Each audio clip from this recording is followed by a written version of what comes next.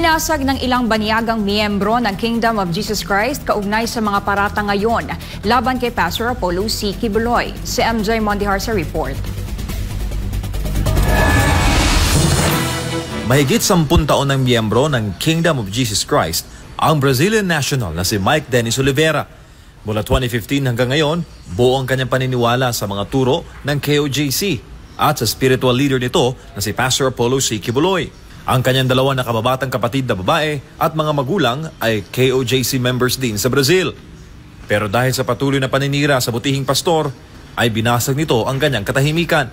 No one that has so much concern about family is stupid enough to let your younger sisters in a place where there is a rapist. No one. There are many accusations about Pastor saying that he's a rapist, saying that he doesn't have love for children, whatever they are saying.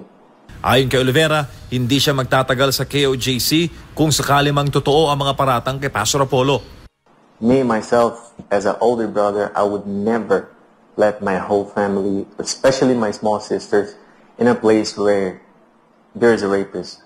If Pastor was one, really, I would never be here in the kingdom. I would not just not let them be here, but me, myself, I would not be here. Ang kapwa niya KOJC full-time worker mula Brazil na si Natalia, nagpasalamat sa tulong ng butihing pastor. Kung wala raw kasi ang mga turo ng butihing pastor, ay patuloy itong mapapariwara sa buhay, lalo na't puno ng kamunduhan at kahalayan sa Brazil. Pastor was the one who brought me to the light, and he was also the one who presented to me the words of God. Without Pastor, I was agnostic. I don't really care about if I exist in God. I don't really care about even my own life. So if it was not by Pastor, I would not be here today. Di ni Prado, kabaliktaran sa mga akusasyon ang tunay na nangyayari sa loob ng KOJC. Katunayan, itinataas pa nga ni Pastor Apollo ang dignidad at binibigyan pa ng disenteng buhay ang mga kababaihan sa loob. Dahil dyan, mayorya sa KOJC administrators ay kababaihan. Tanda ng paggalang ng butihing pastor sa mga ito. Kakibat na dyan ang angkop na disiplina. He just want us to grow and be when they're excellent so we can also be used as leaders. But it was never about, the way they're saying. Not only, even our father and mother, they also discipline us. So, if you don't want to follow what they say, of course, they just want the best for you. That's why they're disciplining you. Pinag-aaralan na ngayon ng Legal Counsel ng KOJC ang paghahain ng kaso sa mga bagong lumitaw na paninira laban sa butihing pastor.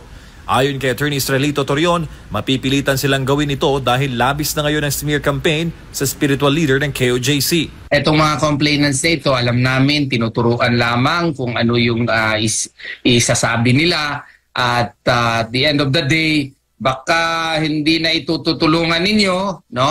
At of course, magsasabi na ito eventually ng totoo, no? And ma-unmask kayo. Sa huli, nanindigan ang mga KOJC worker na amin nakausap na hindi magbabago ang kanilang paniniwala kay Pastor Apollo. At kahit anong mangyari, kanilang tatayuan ang paniniwalang inosente at pawang kabutihan lamang ang hangad ng butihing pastor sa kaluluwa ng lahat ng tao. Pastor, we're all going to stand for you, Pastor, because we know that all of these things are just lies, and we are here with you until the end. Thank you, Pastor, for all your love and being with us, and thank you, Pastor, for everything.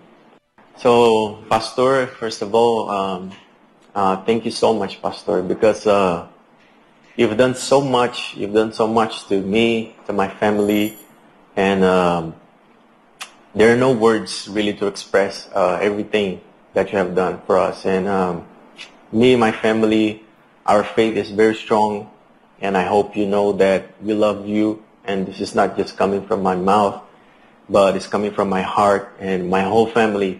Ang sabi nga ni Pastor, tatag lang, lilipas din ito. Para sa Diyos sa Pilipinas kung mahal, MJ Mondihar, SMNI News.